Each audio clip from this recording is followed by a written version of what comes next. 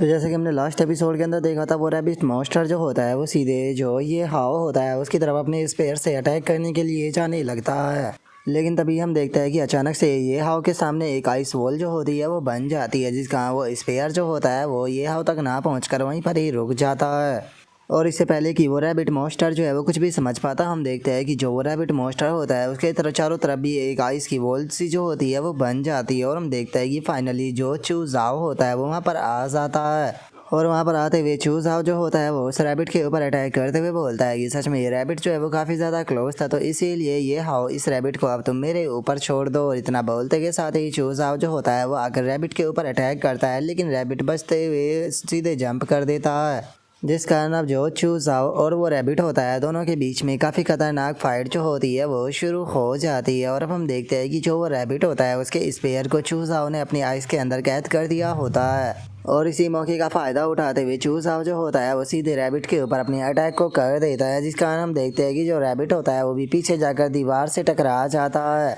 और इससे पहले कि वो रैबिट को समझ पाता, एक बहुत बड़ा सा हाथ जो होता है वो आकर उस रैबिट को पकड़ लेता है। और हमें पता चलता है कि ये बड़ा सा हाथ किसी और का नहीं बल्कि ये हाव का होता है, जिसने कि अपनी टाइटन ब्लड लाइन को एक्टिवेट कर दिया होता है। और उसे पकड़ने के बाद में जो ये हाव होता है वो बोलता है कि चलो फाइनली तुम मेरे हाथों में आ ही गए, वैसे मानना पड़ेगा तुम काफ़ी ज़्यादा क्यूट हो। और अब इतना बोलते के साथ ही ये हाव जो होता है वो एक बहुत ही पावरफुल अटैक जो होता है वो शूट करता है, जो कि बहुत ही ज़्यादा दूर से भी दिखाई दे रहा होता है। और अब उसके इतना बोलते के साथ ही हमारा व्यू जो होता है वो एक अलग बिल्डिंग पर आ जाता है, जहाँ पर कि एक बंदा जो होता है वो बोलता है कि आखिर वहाँ पर इतनी ज़्यादा शांति क्यों है, क्योंकि वो बंदा तो बहुत ही शान के साथ में अंदर आया था, तो क्या वो भी मारा गया। जो सुनते के साथ ही उसके साथ वाली लड़की जो होती है वो बोलती है कि हाँ ऐसा हो सकता है, क्योंकि यहाँ पर जो नकाबपोश पर्सन है ये बहुत ही ज़्यादा चालाक और शातिर है, क्योंकि हमारे दर्जनों लोग उनके ऊपर घात लगाए बैठे थे, लेकिन उसके बाद भी हम नकाबपोशों में से एक को भी नहीं मार पाए। जिसे देखकर ये कहना गलत नहीं होगा कि जो ये नकाबपोश पर्सन है ये हमसे कहीं ज़्यादा ऊपर है। वो पर्सन जो कि ऊपर की तरफ बहुत ही स्पीड के साथ में आया था, सच बताओ तो वो बंदा जो है वो बहुत ही ज़्यादा एरोगेंट है, और उसकी हालत जो है वो एक कुएं के मेंढक से ज़्यादा और कुछ भी नहीं है, जो कि बाहर की दुनिया के बारे में कुछ भी नहीं जानता।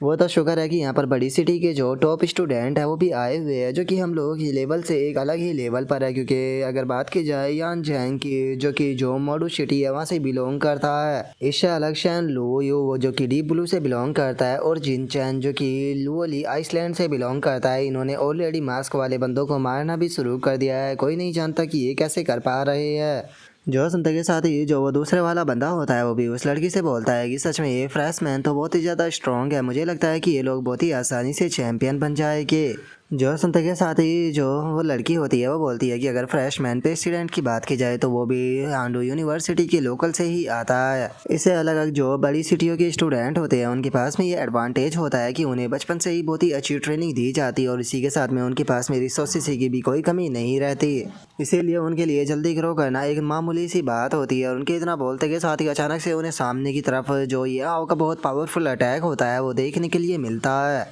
जिसे देखने के बाद में वो लड़का भी हैरान रह जाता है। हैरान होते हुए बोलता है कि जरा देखो तो कितना पावरफुल बीम अटैक है, क्या यहाँ पर कोई रे गन जो है वो लेकर आ गया है। जो सुनकर उसके साथ वाली लड़की जो होती है वो भी घबराते हुए बोलती है कि नहीं ऐसा नहीं हो सकता, यहाँ पर कोई रेल गन जो है वो लेकर नहीं आ सकता। और उन दोनों की इतना बोलते के साथ ही हमारा व्यू जो होता है वो यान जैंग और जो दूसरे स्टूडेंट होते हैं उनके ऊपर आ जाता है, जिन्हें भी अब जो ये हाव का अटैक होता है वो दिखाई देने लगता है। और अब जो यान जैंग होता है वो अपने साथ में खड़ा हुआ जो स्टूडेंट होता है उससे बोलता है कि तुम इस अटैक के बारे में क्या सोचते हो। जो सुनकर वो दूसरा स्टूडेंट जो होता है वो बोलता है कि अगर इस अटैक के स्टाइल को देखा जाए तो ये यहाँ पर जो ये मास्क वाले बंदे हैं इनके स्टाइल के साथ में बिल्कुल भी फिट जो है वो नहीं बैठता है, इसीलिए मुझे पक्का लगता है कि ये किसी फ्रेशमैन की टेक्निक होगी। और अब इस लड़के की तरह बोलते के साथ ही हमें इसके बारे में बताया जाता है कि इसका नाम जो है वो ओयांग है। और अब ओयांग के इतना बोलते के साथ ही हम देखते हैं कि उन्होंने भी जो वे मास्क वाले बंदे होते हैं उन्हें मारा हुआ होता है, और इसी के साथ में हम देखते हैं कि उनके पास में बहुत सारे पेंडेंट भी मौजूद होते हैं। और अब जो यान जैंग होता है वो इस चीज़ को सुनने के बाद में थोड़ा सा हैरान रह जाता है। हैरान होते हुए बोलता है कि क्या ये कोई फ्रेशमैन हो सकता है, लेकिन आखिर ऐसा कैसे हो सकता है कि किसी फ्रेशमैन के पास में इतनी पावर हो। मुझे लगता है कि हमें जो ये फ्रेशमैन है इसे जाकर चेक जो है वो कर लेना चाहिए, क्योंकि वैसे भी हमारे पास में यहाँ पर काफ़ी सारे पेंडेंट आ चुके हैं, क्योंकि हमने यहाँ पर रैट डॉग मंकी और हॉर्स सभी को हरा दिया है। और अगर जो शैन लुओ है उसकी बात की जाए जो कि डीप डी से बिलोंग करता है, उसके पास में गोट का पेंडेंट है, क्योंकि उसने गोट को हरा दिया है।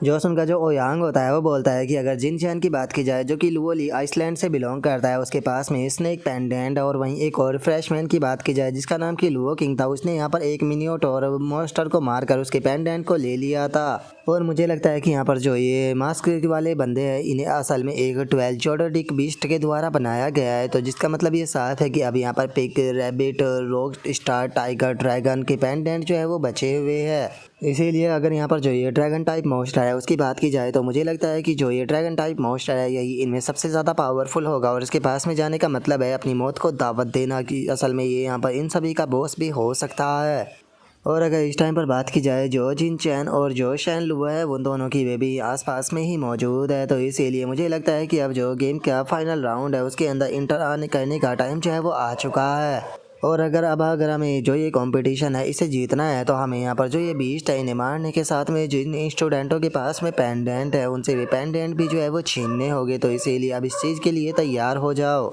और उसके इतना बोलते के साथ ही हमारा व्यू ये हाउ के ऊपर आ जाता है जिसने कि उस रैबिट के पेंडेंट को निकाल लिया होता है, जिसे देखने के बाद में जो चूज हाउ होता है वो ये हाउ से पूछता है कि ये हाउ आखिर ये क्या है। जो सुनते के साथ ही ये हाउ से बोलता है कि जिस टाइम पर मैं यहाँ पर आया था मैंने एक पिग वाले मास्क के बंदे को हराया था, और उसे मारने के बाद में मुझे उसके अंदर से ये पेंडेंट जो है वो मिला था। और अगर मैं यहाँ पर सही हूँ तो ये हमारे लिए एक प्रकार का ट्रायल है जिसके अंदर कि हमें यहाँ पर जो ये एनिमल हेड वाले मॉन्स्टर है इन्हें मारना है, और इनके अंदर से जो ये पेंडेंट है उन्हें शायद कलेक्ट करना है। और अब ये हाउ की इस बात को सुनकर जो चूज हाउ होता है वो ये हाउ से बोलता है कि ओ इसका मतलब ये है कि हमें असल में यहाँ पर जो ये मास्क वाले मॉन्स्टर है इन्हें हंट करने के लिए भेजा गया है ताकि हम इनके अंदर से जो ये पेंडेंट है उन्हें कलेक्ट कर सके। जो सुनकर ये हाउ बोलता है कि हाँ बिल्कुल, और जिस टाइम पर मैं छत के ऊपर था उस टाइम पर एक और हिडन मास्क वाले बंदे ने मेरे ऊपर अटैक किया था अपने एरो से, लेकिन लगता है कि जिस टाइम पर यहाँ पर फाइट हो रही थी तो वो अपनी जान बचाकर यहाँ से भाग गया, लेकिन उसका जो एरो है वो मुझे हिट कर चुका है जिसका मैं उसे कि यहाँ पर जो लोकेशन है उसे ट्रैक जो है वो कर सकता हूँ, तो इसीलिए चलो चलकर उसे ढूंढते हैं। जो सुनकर चूज हाउ जो होता है वो भी ओके बोल देता है।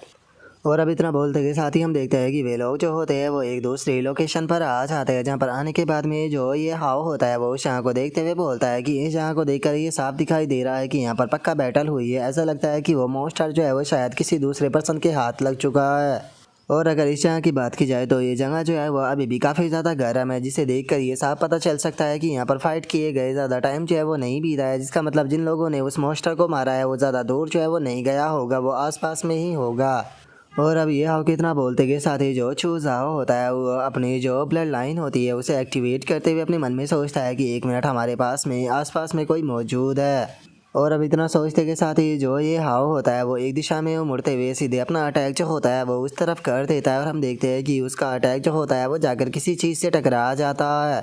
और अब हमें पता चलता है कि ये जो चूज़ाव का अटैक था वो जिस चीज़ से जाकर टकराया होता है वो असल में एक खूबसूरत सी लड़की होती है, और अब इस चीज़ को देखने के बाद में वो लड़की जो होती है वो बोलती है कि यकीन नहीं होता कि मेरे इनविजिबल होने के बाद भी इसने मुझे डिटेक्ट कर लिया।